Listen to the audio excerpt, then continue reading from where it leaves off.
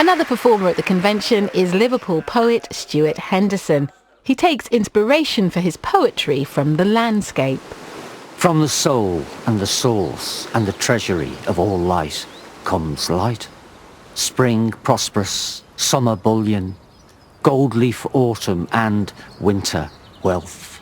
God beams and broods according to the seasons over these garments of hills, pleats of bracken, rough robes of storms, gemstone capes of snow. This transcendent light show, this mood music, these fathom nights and peak days from your lavish heart. Beautiful poem, Stuart. Thank you. It really sort of sums up a year in the Lake District Yes. within a few seconds. Yeah. What is so inspiring about this area for you? I'm probably inspired by the Lake District initially through the voices of the poets, and I encountered them at school. William Wordsworth, Samuel Taylor Coleridge and Robert Southey. And to that trio I would add Wordsworth's sister, Dorothy Wordsworth, because she was no mean poet. And so the Lake District for me became this sort of far mythical northern kingdom almost, for sort of hills and trees and mists and crags and sort of poets in frock coats striding round. What they did was they inhabited the landscape and they became recorders of all this. If we look upon this as sort of a visual suburb of heaven, which to me sort of suffices as a description, if you've got to try and describe the indescribable, that works for me. And that's what I was trying to capture in the poem as well.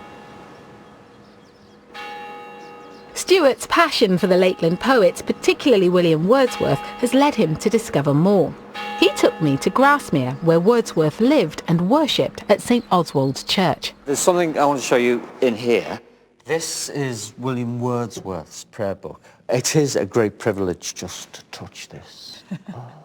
It says, W.M. Wordsworth, Rydal Mount, 1835. We are actually touching Wordsworth's DNA. And Wordsworth wrote this incredibly moving sonnet. I find it an extraordinary sonnet. I'll just read a few lines. And he's writing about the death of his daughter Catherine. The worst pang that sorrow ever bore, knowing my heart's best treasure was no more, that neither present time nor years unborn could to my sight that heavenly face restore. So we just let those words hang there, and we go back to the prayer book, and we're considering him holding and trying to find consolation in the scriptures. Yeah. He's expressing the inexpressible. He is expressing the inexpressible. Yeah, you're absolutely right. And if part of the poet's craft and mission is to be the voice of every man, every woman, then Wordsworth was doing that with this poem.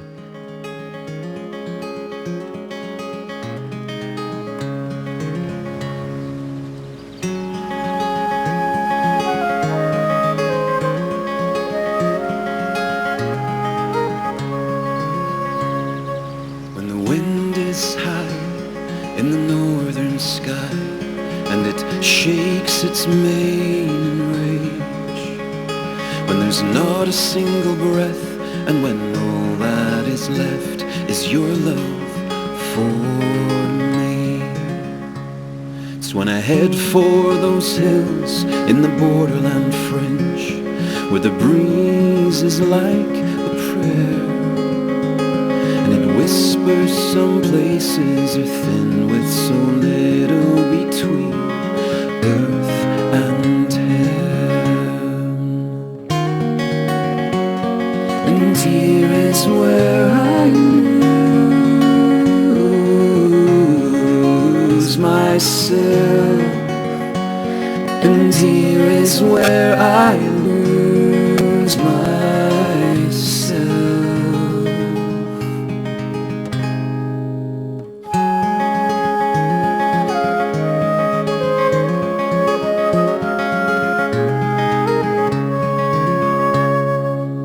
Wide open in spaces, incomparable places, as the morning testifies to when I walk on these ridges in lingering light, and even the silence cries. Oh, further up, take me further in, won't you show me secret things, shadows and echoes of glories to come, when all will be revealed. And here is where I lose myself, and here is where I lose myself.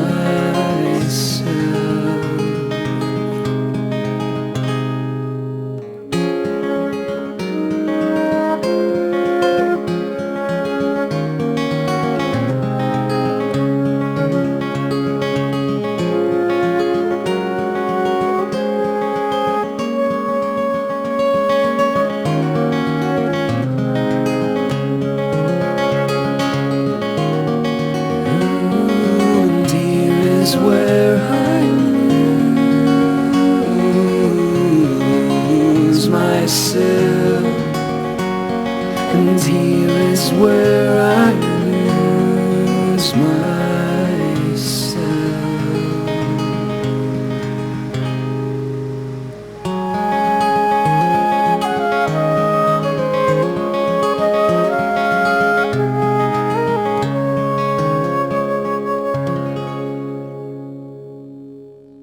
Well, I've had a fantastic time here at Keswick, and I didn't even need my wellies. Next week, we've got even more great music, as David Grant will be here with the first part of our Gospel Choir of the Year competition, so don't miss that. For now, though, we've got time for one more hymn from the convention, so let's head back to the main tent as Stuart Townend and his amazing band are ready to raise the roof with this final number.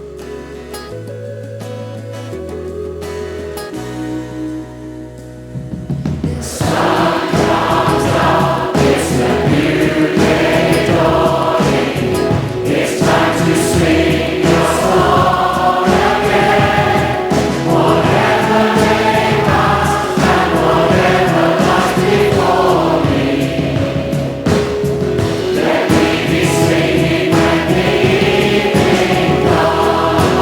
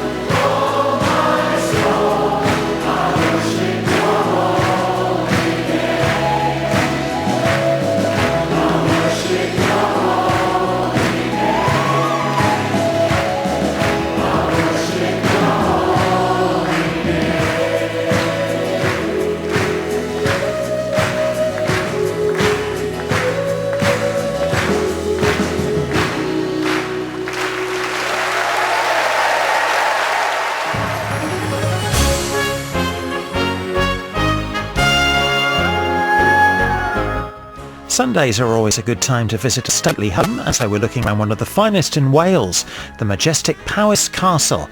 That's on Countryfile in 25 minutes after the news.